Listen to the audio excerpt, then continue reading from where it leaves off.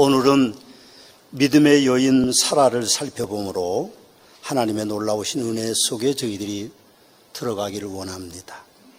사라는 아브라함의 아내입니다. 사라는 터키, 고대에는 갈대아 우르라고 하는 곳에서 아브라함과 결혼하여 살다가 남편이 하나님께서 가나안으로 가라는 음성을 들었다고 해서 남편을 따라 순종하여 가나안으로 이주해 온 여성입니다. 타국에서 자녀도 낳지 못하고 마음이 약한 남편 때문에 고생을 참 많이 했던 여인 중에 한 사람입니다. 그 여인의 원래 이름은 사레였습니다. 어머니라는 뜻을 가졌는데 하나님께서 천사를 보내시면서 이삭을 낳을 것이다 말씀하실 때에 만국의 어머니라는 뜻의 사라로 계명해 준 여인입니다. 사라는 무척 아름다운 여인으로 성경은 표현하고 있습니다. 창세기 12장에 가보면 사라의 아름다움이 기록으로 남겨져 있는데 아브라함이 애굽에 이르렀을 때 애굽 왕이 그 여인의 아름다움을 보고 그 여인이 이제 아브라함의 누이라고 하는 말에 속아서 그 여인을 후궁으로 들인 적이 있습니다.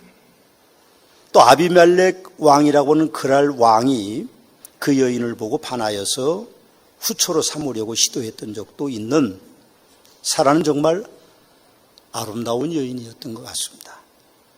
그가 특별히 70이 넘었는데도 애굽왕 바로와 그랄 왕 아비멜렉이 반하여 후궁으로 갈택할 정도로 그 여인은 매우 아름다운 여인이었던 것 같습니다.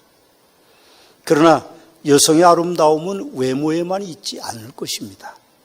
사라를 생각할 때 저는 잠언 31장 현숙한 여인이라고 하는 솔로몬의 잠언이 떠오릅니다. 누가 현숙한 여인을 찾아 얻겠느냐? 그의 값은 진주보다 더하니라.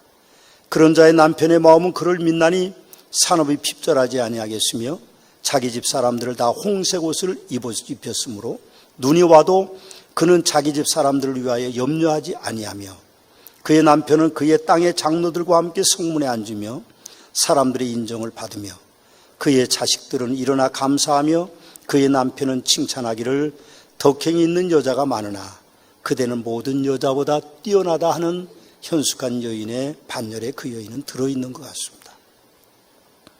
그렇습니다. 여성의 아름다움은 결단코 외모에만 있지 않습니다.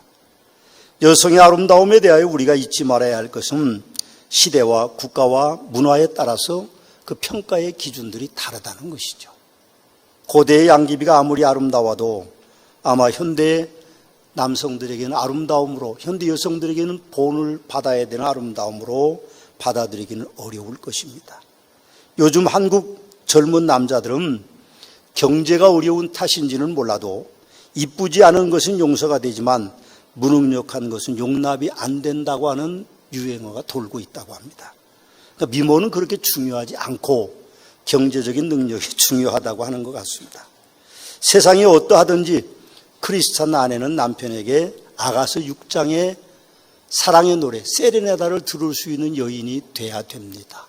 남자는 그렇지 못하면서 왜 여자에게만 그런 노래의 대상이 돼야 되냐 그렇게 하시는 분이 계시겠지만 그 아가서 6장에 보면 한 여인을 향한 노래가 이렇게 기록되어 있습니다. 내 사랑하는 자, 내 사랑아, 너는 디르샤같이 어여쁘고 예루살렘같이 곱고 깃발을 세운 군대같이 당당하구나. 내 눈이 나를 놀라게 하니 돌이켜 나를 보지 말라. 너울 속에 내 뺨은 석류 한쪽 같구나. 왕비가 60명이요 후궁이 80명이요 시녀가 무수히 하되 내 비둘기 내 완전한 자는 하나뿐이로다. 여자들이 그를 보고 복되다고 하고 왕비와 후궁들도 그를 칭찬하는구나. 아침빛같이 뚜렷하고 달같이 아름답고 해같이 맑고 깃발을 세운 군대같이 당당한 여자가 석류나무가 꽃이 피었는가 하려고 내가 호도동산으로 내려갔을 때에 부지 중에 내 마음이 나를 내 귀한 백성의 수레 가운데로 이르게 하였구나 하는 세레나다를 들을 수 있는 여인이 아름다운 여인일 것입니다. 또한 사라는 아브라함에게 좋은 아내였습니다. 저는 사라가 남편에게 후손을 얻기 위하여 몸종 하가를 후처로 준 것과 아브라함의 아내를 왕들에게 빼앗길 때 부끄럽게도 누이라고 했던 것을 저는 그렇게 나쁘게만 보지 않습니다. 특별히 그 계획에 순종했던 아내 사라를 나쁜 여인으로 평가할 수가 없습니다. 사라가 살던 시대는 사실 이웃들과의 전쟁과 부족 간의 전쟁이 다반사였기 때문에 남성이 전쟁에서 희생되는 일이 많았습니다.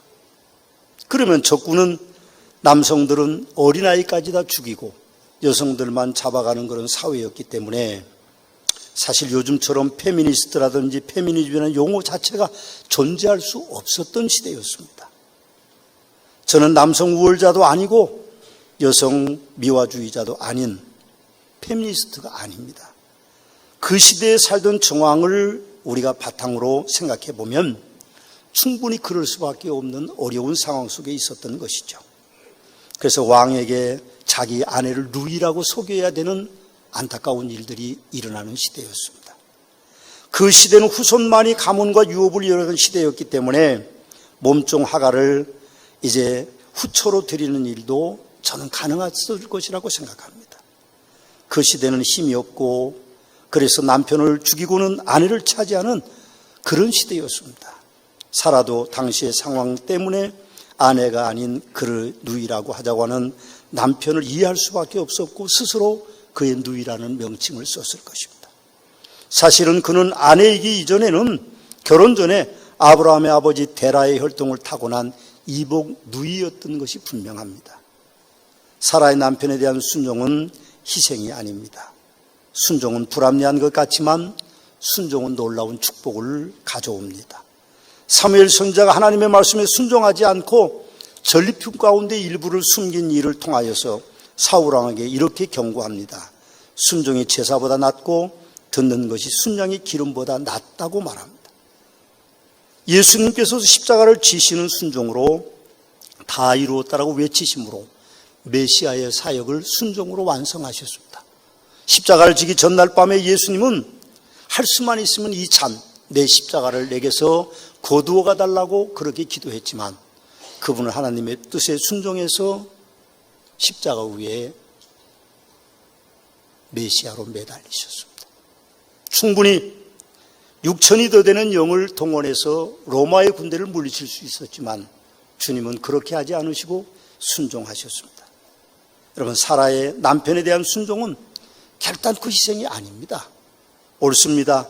사라의 순종은 결국 남편의 사랑을 얻는 것입니다. 얻었던 것입니다. 아브라함에게 당시 사회의 정황인 전쟁에 희생되는 남자들이 많아서 당연히 일부 다처제를 거둘 수밖에 없었습니다. 여성 홀로는 살아갈 수 없기 때문에 여성들 스스로 다른 남편의 아내가 되는 것이 살아남는 길이었을는지도 모릅니다.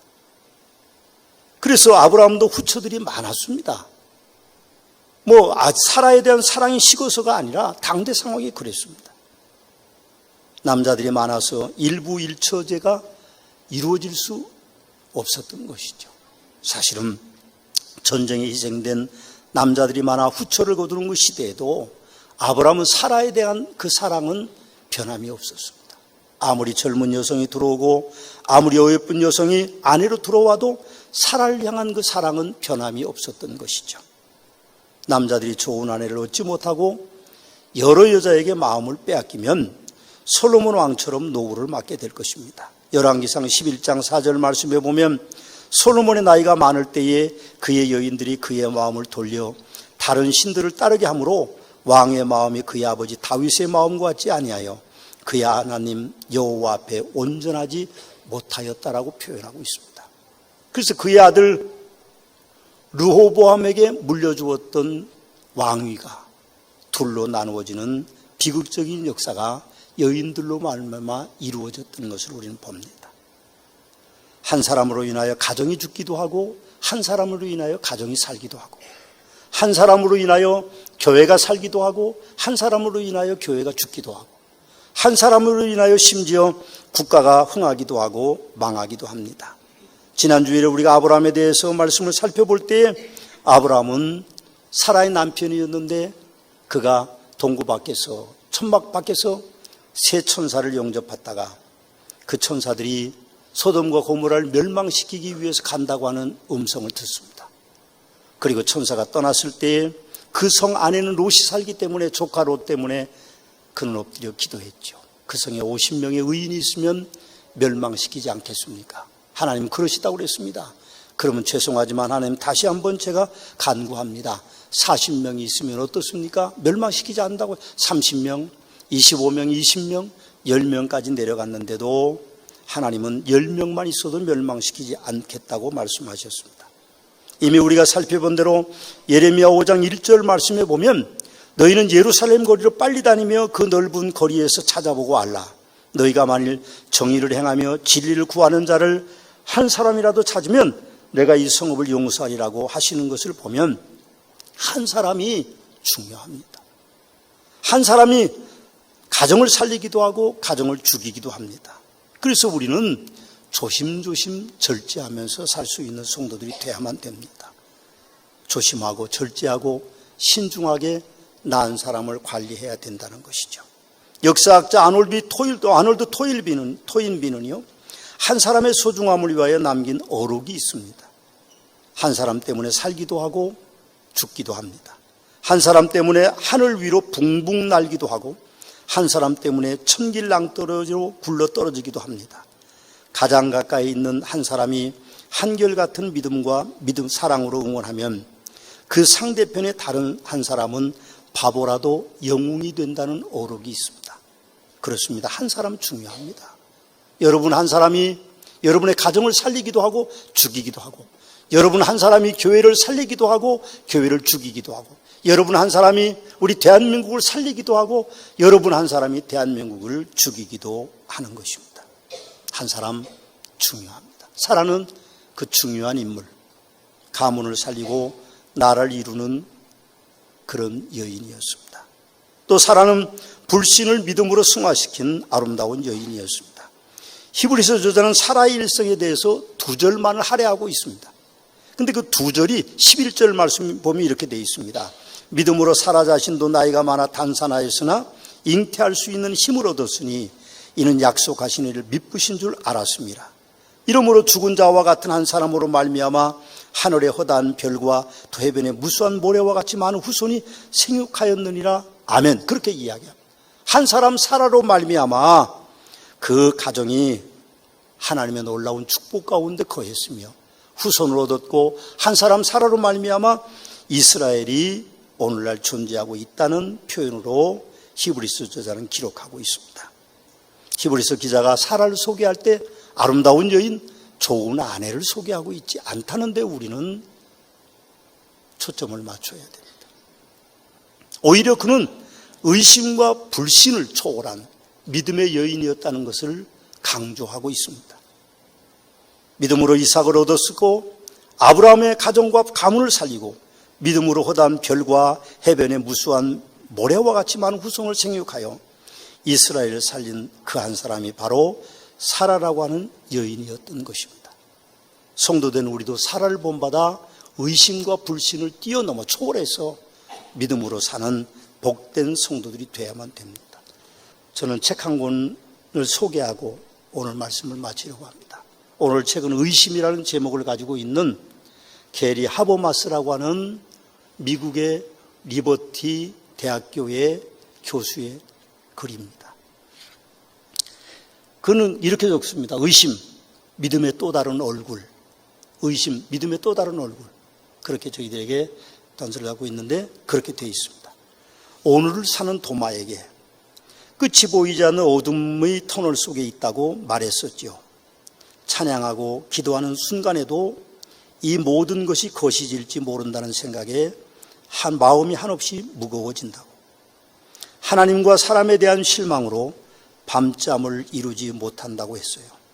차라리 믿음을 포기하는 게 낫겠다고 생각하는 것도 알고 있습니다. 하지만 당신은 알고 있나요?